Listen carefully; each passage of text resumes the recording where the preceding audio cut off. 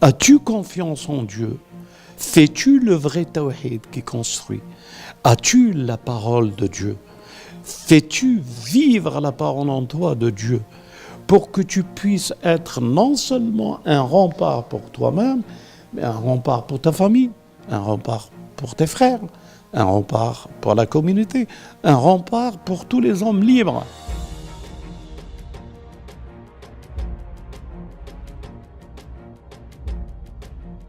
Regardez aujourd'hui le présent. Le présent, il y a une guerre. C'est pas une guerre, il y a un génocide que les sionistes israéliens sont en train de commettre à Gaza. Avec des prétextes mensonges de l'Occident.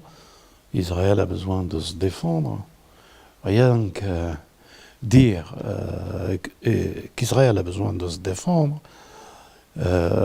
cela s'additionne avec des centaines et des centaines de morts innocents qui vont suivre une telle parole. Israël a besoin de se défendre, elle a besoin de lâcher toutes les bombes qu'elle veut sur des innocents. Voilà cette parole, si petite qu'elle soit en comportant une phrase, elle fait des milliers de morts. Je vous dis ça parce qu'aujourd'hui, il y a une guerre de communication. L'ultime dernière guerre qui se fera et que l'humanité aura à subir, et que cette communication s'appelle la fitna.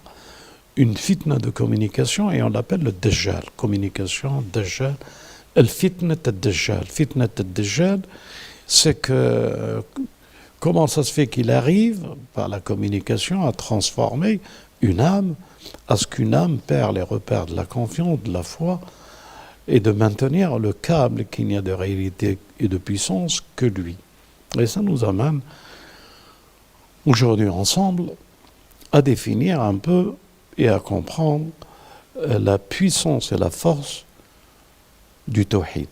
Les frères, les sœurs, ceux qui écoutaient, qui nous suivaient, pourquoi l'Occident mène-t-il avec la parole une guerre contre l'islam? Pourquoi l'Occident, à travers la Palestine, n'est qu'un objectif avoué ou dissimuler son intention, c'est déclarer la guerre à la parole.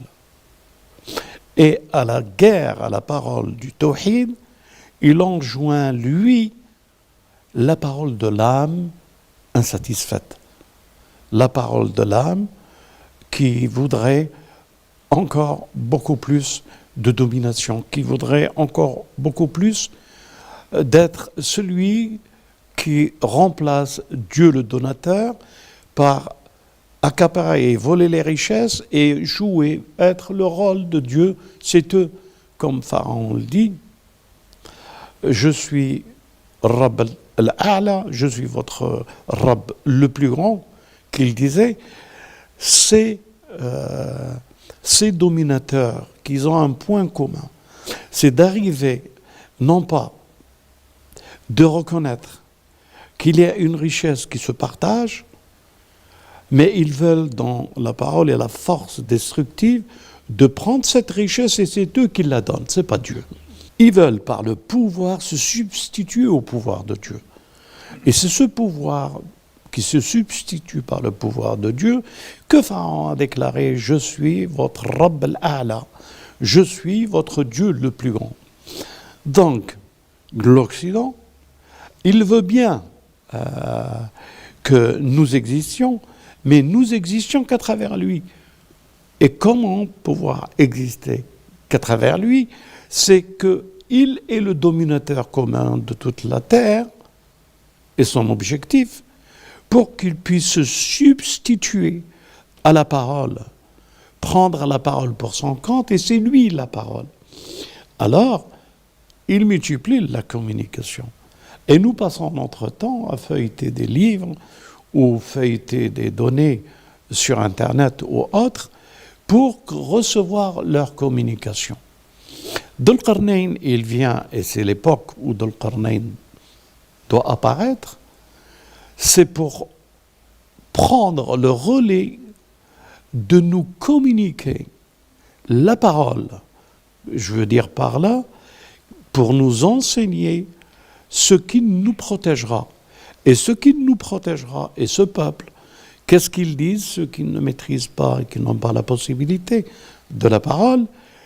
Ils veulent uniquement une sécurité dans les temps eschatologiques pour se renforcer et se donner les moyens que Dieu leur permettra d'avoir, c'est d'avoir des boucliers contre d'autres paroles que la parole que nous devons comprendre de Dieu.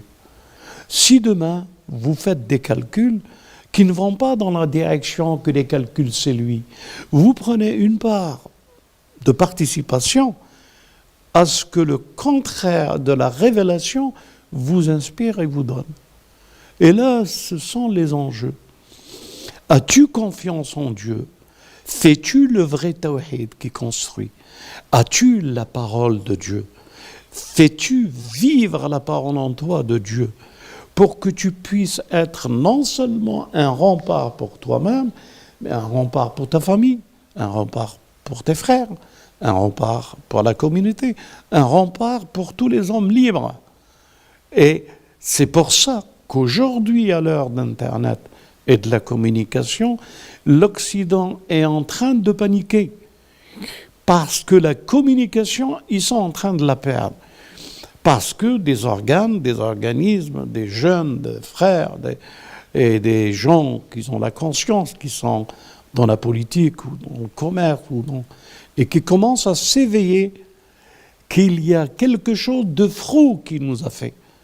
Et c'est quelque chose de faux qui nous a fait, qui se substitue à la force, à la paix, à l'amour et à la fraternité et à la reconnaissance entre les hommes.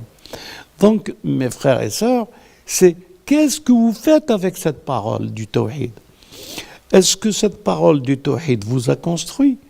Si elle vous a construit, prenez un de vos enfants et ayez un dialogue de la parole avec lui pour qu'il puisse s'identifier, lui, par ce témoignage du père ou de la mère, à travers cette parole. Et quand je parle de la famille, je parle de la grande famille, c'est ce que vous faites, les communications que vous faites. Parce qu'elle fait adhésion. Une personne qui sait, comme le Coran nous le dit, n'est pas pareil avec une personne qui ne sait pas. Donc, la connaissance et le savoir à travers la parole vivifie, construit. Et vivifier et construire, il n'y a pas meilleur remède que le tawhid. Et c'est cette façon de faire le tawhid qui te fait un avant-garde de celui qui va être le témoin. Parce que si vous vous mettez dans la parole, vous devenez des témoins. Et lorsque vous devenez des témoins, alors là, Dhul Qarnayn, qu'est-ce qu'il dit? Il dit, aidez-moi avec force. Parce qu'ils sont devenus, Dhul Qarnayn, les témoins d'une réalité contagieuse que Gog et Magog propagent à travers les médias, le mensonge, la communication, le pouvoir de la communication. Et c'est cette façon et cette lucidité qui vous donne un rempart, une force, jusqu'à être craint dans ce que vous faites et ce que vous partagez. Parce que vous redonnez la dimension première de la connaissance de la parole qui protège. Walhamdulillahi Rabbil Alamin. Ce n'est qu'une introduction que j'aimerais peut-être encore partager avec vous et vous dire, vous êtes des hommes et des hommes et des femmes debout, ou vous êtes des hommes et des femmes qui ne trouvaient pas la nécessité d'être debout et que vous restez aplanis, à genoux, par terre, devant la puissance arrogante de l'État sioniste d'Israël et de l'Occident. Les enjeux sont là. C'est ce que vous faites et ce que vous dites qui est la pièce maîtresse de la création de cet univers. Walhamdulillahi Rabbil Alamin.